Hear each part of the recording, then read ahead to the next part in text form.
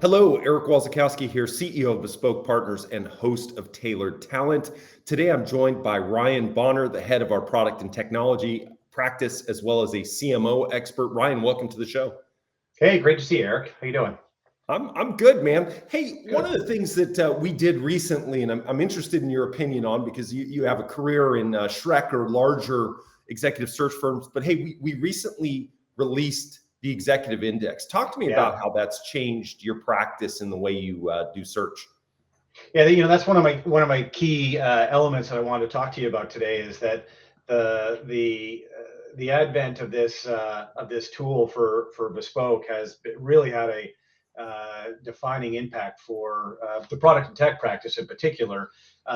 It's been amazing, and if I could sort of sum it up into its impact, it takes hundreds of thousands of potential leaders that could be right for a job or that are in the right sector and boils it down to match a scorecard. So if we think there are 1,000 people that can do a job, putting in the scorecard, looking at the core elements, we can get and identify the right people right away. And what would take typically weeks, if not a month plus of mapping and research and identification, we can boil it down to the right set of 45, 50, 100, whatever it is, right away. And it doesn't take away the art of search, or you and I have talked about many times. It doesn't steal the sort of the skill of identifying and assessing and vetting and making sure that someone's a good culture fit and can do their job in the framework of their client. But it gets us there faster, I'll tell you that. Well, it does, and it makes sure we don't miss anybody. And this, Yeah. in my opinion, is the true first application of AI in the search industry. I mean, there's real benefit to scouring the 675,000 plus executives and in minutes being able to shrink it down to go, hey, these are the top 50 that fit with a scorecard. I haven't seen anything like it. Our clients are just raving about it. And so I was really excited to hear how you're using it. But hey, listen, product and tech is one of our newer practices. And I say newer, I mean, we've been doing product and tech searches for 5 years. And in mid-market private equity, there are probably not many firms that rival us in terms of numbers of deals. Talk to me a little bit about product and tech at Bespoke and what differentiates us. Yeah, it's as you said, we're the smaller of the four major practices. That said, we're doing 70, 80 searches a year across technology leaders, product leaders, the CPTO, VPs and SVPs, which is something we should talk about on this call, because I think most clients look at a firm like ours and suggest that we play only at the C-suite. That said, we do a lot of work at VP, SVP. This tool, the index tool, allows us to identify step-ups as well. Those people that are going to be ready for the C-suite soon in their career.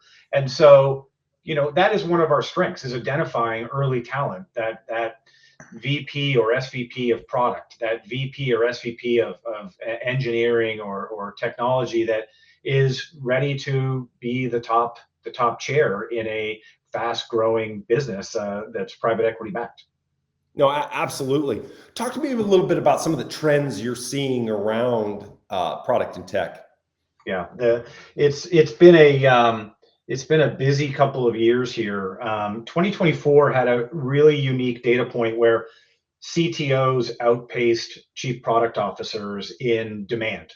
So changeover within the portfolio companies. I believe you and I talked about this on a previous call. It was pretty unique, and I wouldn't say the pace has dropped on technology officers being in high demand, but product officers have come back up, and that's what I've been used to over my 12-year search career. Is that product leadership has always been one of those roles that when thinking about executive leadership change or where the strategy is going around technology, you do product first, technology follows. 2024 was unique. A lot of technology changes happening without making a product leader change. And I think in the other reason we're seeing that is because of artificial intelligence and machine learning. AI and ML have really impacted the technology organization, both in strategic road mapping as well as how do you deliver that product development. So that is a core trend. So we're seeing a lot of change. Candidly, and this is something that you and I both love, and about our careers, that it's not always a search. Sometimes we're having conversations with our sponsors, conversations with the leadership of a portfolio company. Is how do I build the right leadership team? How do I make sure I've got the right people in the right seats so we can move quickly and address the market?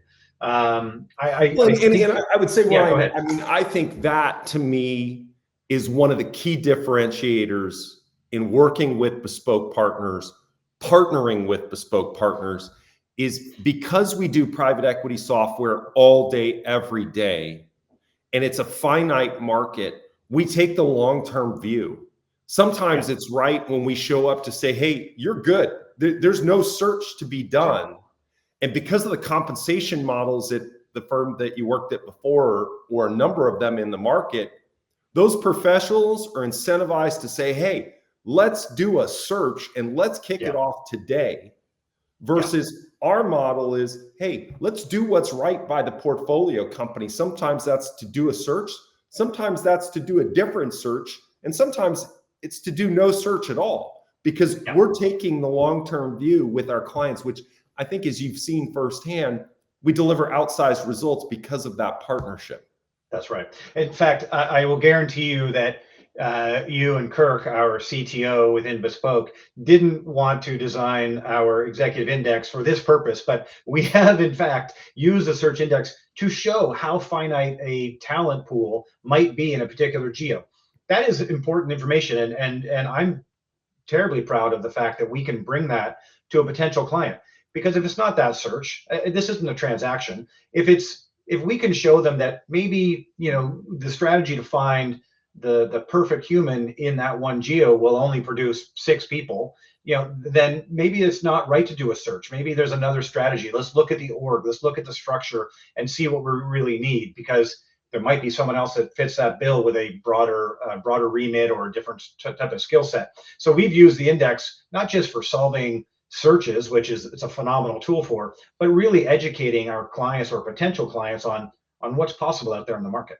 Absolutely. And it's funny, I'm smiling because I was with one of our top clients yesterday and I'm showing him the index, and we talked about those obscure geos, and I showed him our airport mapper and the ability to track who's within a 1-hour direct flight of a particular city. And he was blown away, and he goes to me, he goes, is there another application like this in the market? And I said, no, I haven't seen anything like this. And it came up because of a search I was working on 2 years ago, where we ran into that situation. Someone was like, hey, I need them on site every week, 3 days. The ends in the market were less than 5. And so it was like, well, who are the direct flights? And we all know there's a big difference between being able to take a direct flight versus having to connect. And so we built that. And it's a pretty cool feature. But hey, enough about the index. What are you seeing around candidate trends in the market today?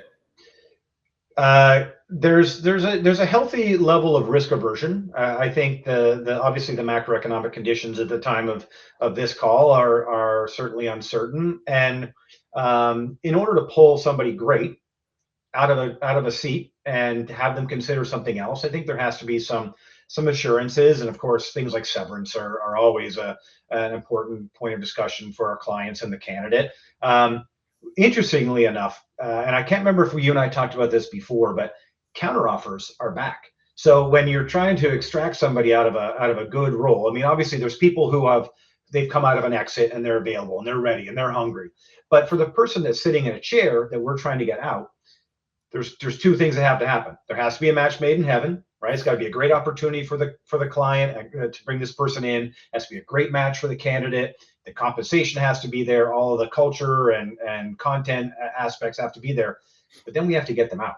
And what we're seeing for really talented folks, is that strong counteroffers are playing a role in that. So we've even had people who say, if there's a counteroffer, I'm not going to take it, and then they're shocked, and then they're shocked at how big the counteroffer is. So there's definitely an element, which really something we are educating our clients on is, come out with a good offer. Be prepared for a counter. Don't be hurt if they start to think about it, and just go after it. And for the right person, it's worth it. But it's a trend that we haven't seen like this in probably 5 or 6 years in search. No, absolutely. But here's the thing. I mean, I come back to our focus and why our focus in this marketplace specifically is so important.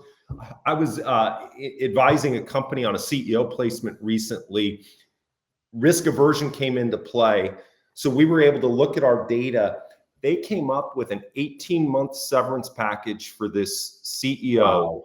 And on top of that, they bought his loan for the equity at his prior company so he could maintain the equity position in the prior company, yeah, and come to work for them. And so any counter at that point was moot. And it was right. It was an artful strategy. But the key here was, again, we were doing this based on data. So we had more data points that would suggest that this was appropriate to get this particular executive out of that situation. And that data is just so important. Talk to me a little bit more about compensation trends. The comp trends have been fairly steady in the product and tech world. Obviously, as the scale of the business goes up and to the right, so do cash compensations, or OTE. And obviously, we're playing in the private equity world where everybody gets that. The annual cash isn't what we're all working hard for. It's for the event. And so that multiple on cash as the equity goal is obviously critically important, and we see that in the 7 to 9 range based on cash. 7 to 9x on equity goal based on cash. But there have been a few anomalies coming back to people who are well ensconced in their current opportunity.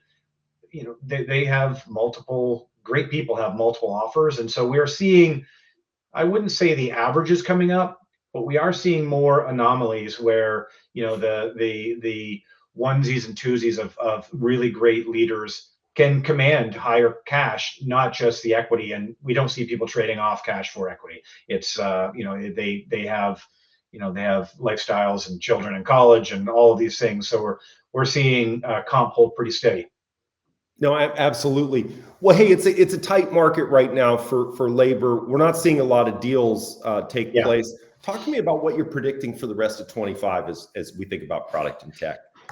Well, we hit on AI and ML already, and 80% of our scorecards that have come in on work so far in 2025 have included some element of AI and ML. I think that's only going to get a higher demand, and obviously we play in software, so it shouldn't surprise anybody.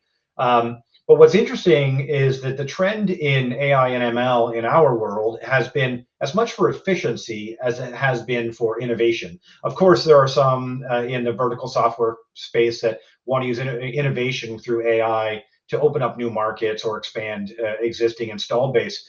But for businesses that are data-driven, have a lot of research in behind or services in behind their software, we're seeing it AI to help grow the business without growing, sort of a linear headcount that goes with the revenue. So that is a key trend that we're seeing for sure. I think that again that we're seeing CTO and CPO elements more evenly grow. So the CPTO trend will probably take a nice little jump in 25. It's already probably been about, I think, in probably a third to 40% of our engagements. There's been some discussion of, well, if I do a CTO, should I really do the CPO as well, or should I just put a CPTO over both? Because there might be a lot of pride in the CTO or the CPO or the head of engineering or the head of product that just aren't ready for that big step yet. So to bring someone in so they can develop those two leaders into bigger roles down the road. So that is really how we're seeing the CPTO role evolving. Not necessarily the coder or the person that's in product management day in, day out, but the developer of strategies and the developer of teams. No, fantastic. Well, Ryan, appreciate you hopping on the show today. Appreciate all you do every day for our clients and our people. I hope you have an amazing afternoon. You as well. Good to see you.